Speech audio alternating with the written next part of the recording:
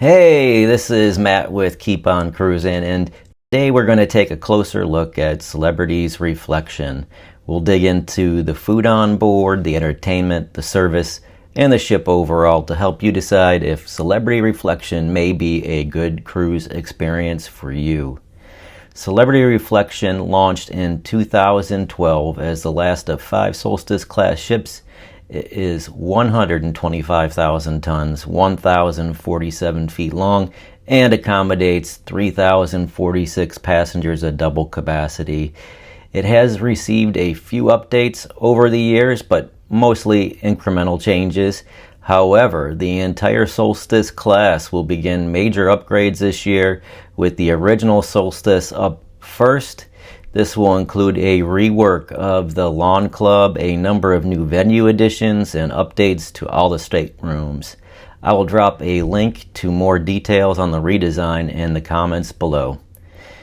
Let's get started with the food on board Celebrity Reflection. What options are available, what's included, and what's extra? And is the quality of the food and taste a thumbs up or a thumbs down? Let's take a look at options by meal, and we'll discuss what we tried and how that food was, as well as the other options you have. For breakfast on Celebrity Reflection, guests staying in standard class staterooms have 4 different options for breakfast: the main dining room, the Ocean View Cafe, the Spa Cafe, and Cafe El Baccio. Passengers staying in Aqua Class staterooms also have access to the exclusive Blue Dining Room. The main dining room offers a slower paced breakfast with table service and a large variety of options.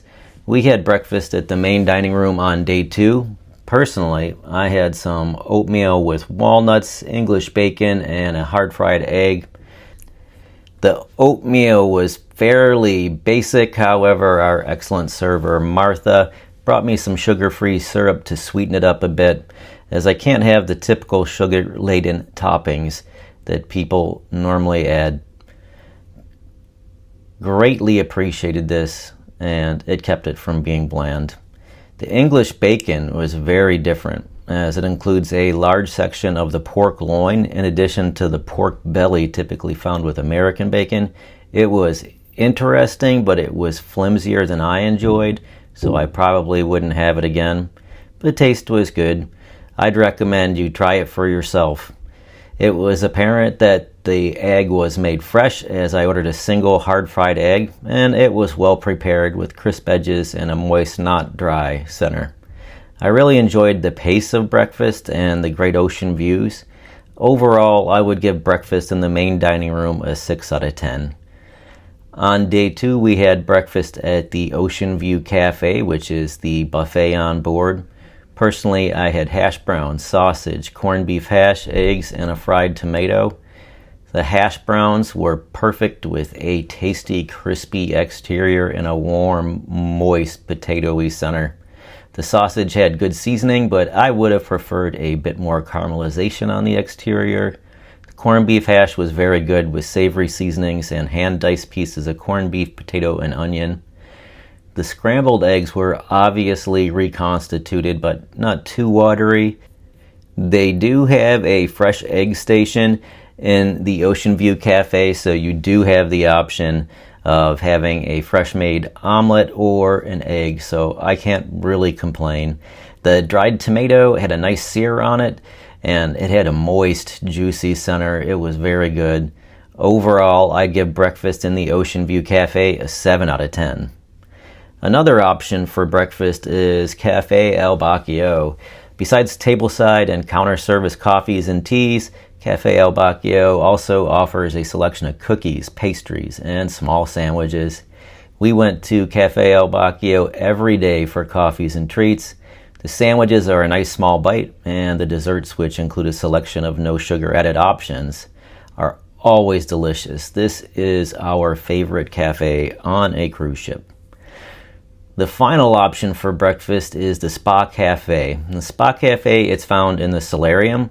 It offers a lighter fare for breakfast. They have yogurts, fresh fruit cereals, and a small selection of wraps as well as fresh made juices. I'll pop up a menu here with an example of what they offer. We did not eat here, but if you prefer a lighter breakfast in the morning and the quiet of the solarium, this is definitely an option. All right, let's move on to midday. For lunch on Celebrity Reflection, there are 5 different options for standard passengers. 3 complimentary, the Ocean View Cafe, the Mast Grill and Spa Cafe, and 2 for a fee, which are Sushi on 5 and the Porch. Additionally, for passengers staying in suites, there is Lumini, and for Aqua Class guests, there is Blue. We had lunch at the Ocean View Cafe all 3 days. Celebrity offers a huge selection of options at their buffet, including some elevated options such as fresh seafood you don't find on the more mainline cruises. The layout also has plenty of space so you don't feel as cramped. And they have El Secondo Bacchio, which offers a second option for elevated coffee beverages, as well as a full bar. On day 1, personally, I took advantage of the Tex-Mex station, which was set up every day, along with the dedicated Indian section. I had some fajita chicken with chips, cheese sauce, and guacamole, followed by some butter chicken and cucumber onion salad. The fajita chicken was dry and unfortunately rather bland, with the chips on the greasy side. However, the guacamole was house-made and very fresh, with small pieces of avocado, tomato, and onion. Delicious. The buttered chicken, though, was really the star. It was tender and moist with good heat and spice, while the cucumber onion salad was herbaceous with a yummy vinegar umami that contrasted the buttered chicken well. On day 2, I had fresh seafood ceviche, some chicken korma, and a cucumber onion salad, and then a small chicken burrito with some guacamole. For some strange reason, I am always attracted to these stations in the Ocean View Cafe. Anyway, the ceviche had well-prepared pieces of fresh fish with some fresh peppers and avocado. It had a bright citrusy pop with some good vinegar zing and a hint of salt. Really delicious if you like seafood. The chicken korma left a nice, warm, spicy tingle on the tongue, and the chicken was nice and tender. The chicken burrito was solid, but once again, the fresh guacamole was really good. On day 3, I had a bunless burger with cheese, sauteed onions, mushrooms, and nacho cheese sauce. The burger was almost like a smash-style burger with good crust and well-seasoned. The grilled mushrooms and onions brought a nice texture and flavor. The nacho cheese, though, was very blasé. I'd probably skip that next time. I decided to add an arugula salad with blue cheese crumbles and dressing. The arugula was a bit wilted, unfortunately, but the blue cheese in both forms was quite tasty. Finally, I finished my lunch with some fresh strawberries, and these were plump, sweet, and delicious. Overall, I'd give lunch in the Ocean View Cafe a very solid 7 out of 10. It's probably the best buffet for lunch we've been to, and really, in my opinion, only one other comes close. But I'll cover that in another video and link it above. The next option for lunch on Celebrity Reflection is the Mast Grill. Located on deck 15, just above the main pool deck, the Mast Grill offers burgers, hot dogs, and fries. If you're spending time on the Lido and you don't want to cover up for the Ocean View Cafe, you can walk right up to the Mast Grill. We haven't tried this, but I'm sure you have an idea of what to expect. Have you been to the Mast Grill on Celebrity Reflection? Let us know what you think in the comments below. The final complimentary lunch option is the Spa Cafe. And just like with breakfast, Spa Cafe offers lighter bites for lunch. Typically, it's open from noon through 2. They offer a selection of salads, small sandwiches, wraps, and an assortment of seasonal items. Let's move on to the upcharge options for lunch, and passengers have 2. The first is the porch up on the lawn deck. This is a covered al fresco dining option for lunch and dinner. They offer a selection of seafood-forward classics like lobster bisque and lobster rolls, along with some fresh raw items including seafood ceviche and beef and tuna tartare, along with some upscale pub fare like mahi, tacos, chicken wings, and the eponymous porch burger. We haven't tried the porch yet, mostly because of the outdoor temperature, but at a charge of just $30 per person, it is something we have been eyeing after 3 voyages on Reflection. The other upcharge option at lunch is Sushi on 5, which, coincidentally, is located on Deck 5 off the main atrium and directly across from Cafe El Bacchio. They have a set fee of $30 for their lunch menu, which gives you 1 starter, 1 main, and a dessert. I'm not a big sushi fan, but they were busy on lunch sea days, which I think is a good sign. Anyway, I'll pop up a menu here. And on to the evening. And for dinner on Celebrity Reflection, standard passengers have 2 complimentary dining venues and 6 upcharge options.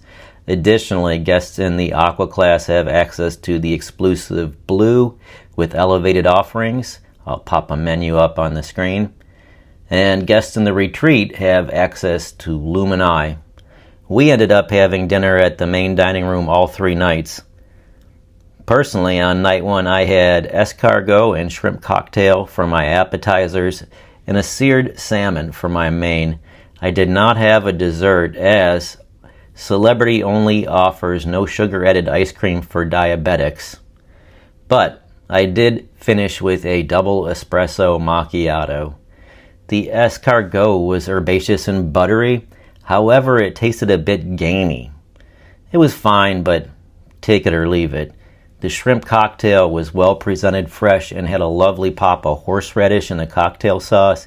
The seared salmon had a nice crust on the skin and delicious seasoning. However, it was overcooked and quite dry. Lest I forget to mention, the sommelier was excellent and kept the wine flowing, which of course made dinner flow well.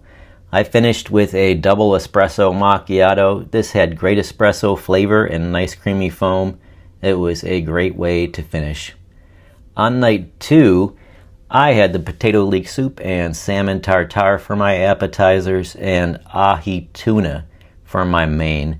The potato leek soup was savory with warm spices that helped out on an overcast evening, while the salmon tartare was beautifully prepared with the salmon diced very finely with fresh celery and chives. Yum. And finally, the ahi tuna was cooked medium, still nice and moist with some bright lemony notes and herby, basil-y, buttery deliciousness. It was a very satisfying meal all around, other than the dessert option for diabetics. Come on, Celebrity, help us out. On night 3, I had escargot for my appetizer, and I know, seared branzino with parsnip puree, lentils, spinach, and pomegranate. The escargot was better than night 1. The seasoning was excellent, and it was less gamey. Not too shabby. The branzino had a flimsy, aka not seared skin, so I removed it. Flabby fish skin is not appetizing. However, the fish itself was moist and delicious with good texture and flavor. The lentils were delicious and savory, while the spinach had a yummy, buttery, umami richness. Really good. Overall, I'd give dinner in the main dining room a 6.9 out of 10. 2 very good meals and 1 not bad. The other included option for dinner on Reflection is the Ocean View Cafe. We didn't eat dinner here, but we did take a look one night. As you can see, Ocean View Cafe has plenty of different dinner options, from quick grabs like pizza to salads, a charcuterie station, and regional stations with representative dishes each night, including the always available pasta and Asian stations. And don't forget desserts. We haven't gone there in 3 cruises, but if the main dining room menu looked unappealing, I have no doubt the Ocean View Cafe would be a solid option.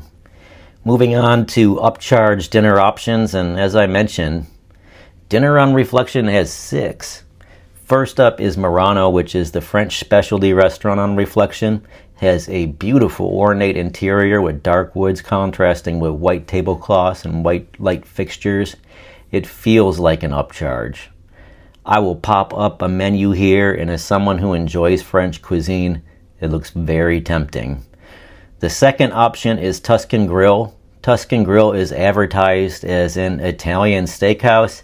It has a large selection of fresh house-made pastas as well as seafoods and elevated steaks with sides. Tuscan Grill sits at the very back of the ship with beautiful wake views and has a warm, rustic feel. I have considered this every time I've sailed Reflection, and I'm sure it will happen. The next option is La Petite Chef.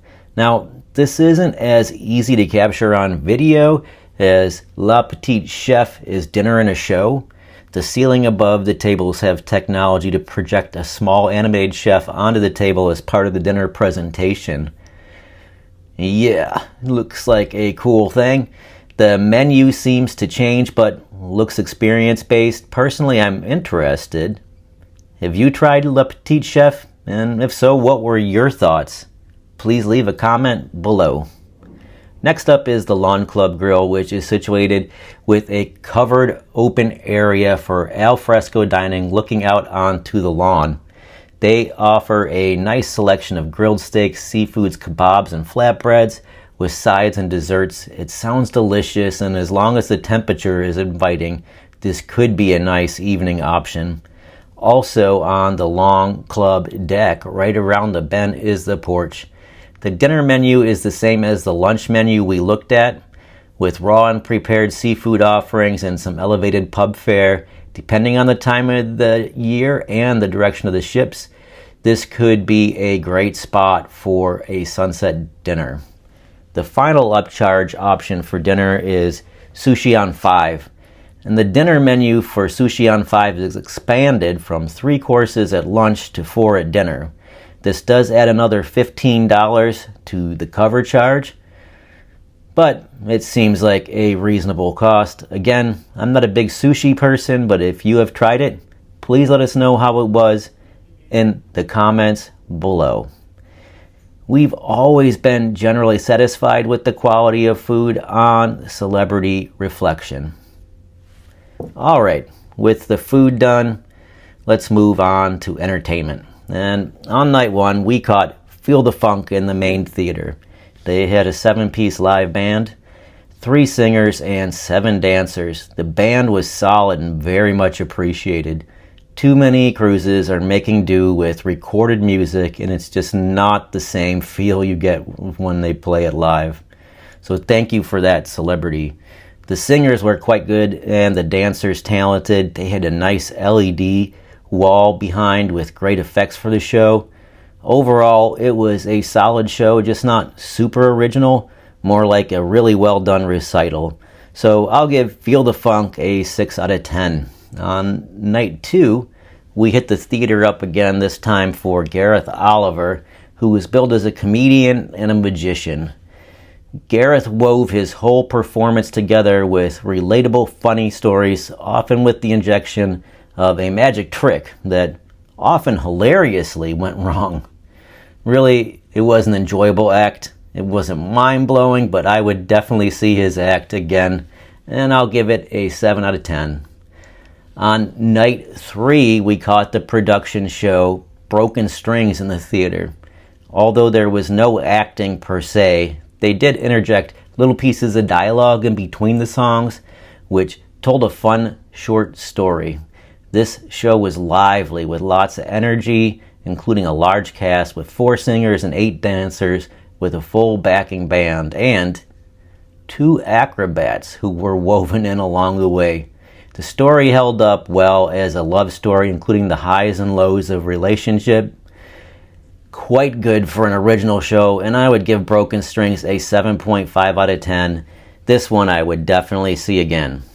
In addition to the theater shows, there were fun short game shows every night in the entertainment court and Celebrity Central. There was also live music in the atrium and around the various bars on board, plus a large smoke-free casino, which we visited and enjoyed quite a bit. Overall, I would give entertainment on Celebrity Reflection a 6.8 out of 10. We were definitely entertained, but as good as the Gareth Oliver performance in the Broken String Show was, we would consider another option if there was something better, like, say, an amazing Broadway show or maybe some technological wonder. But if you are someone like me, I think you will very much enjoy yourself. It's time to talk about service, because poor service can ruin what should be an amazing cruise, or amazing service can elevate what would have been an average cruise. This was my third time on Reflection, and I'm happy to report their service once again was top-notch. All over the ship, Celebrity staff were super pleasant and helpful. Our room steward was super efficient and kept our room touched up 2 times per day. I know it's a small thing, but it adds a whole different element that makes the experience seem more elevated. All the main dining room staff were friendly and well organized. We never had any long waits for items because they had a system between the server, the assistant server, and the sommelier that worked so well. The sommelier especially made sure we never had an issue staying in the wine. In the buffet as well, the Ocean View Cafe, the service was, again, really good. Not just the cooking staff. They had plenty of drink servers going around and getting bar orders, which I know makes me feel more important than many other cruises, and the stewards were constantly cleaning and keeping everything on point. The bar staff were all very good. A special call out to the bar staff at Passport Bar. These people are the best. Super fast and efficient as well as engaging. I loved this place. And Cafe El Bacchio, our favorite coffee shop at sea, where the service is always friendly and efficient, and they have table service. This is the life. We didn't have any need for guest services on this cruise, so I can't directly discuss customer service.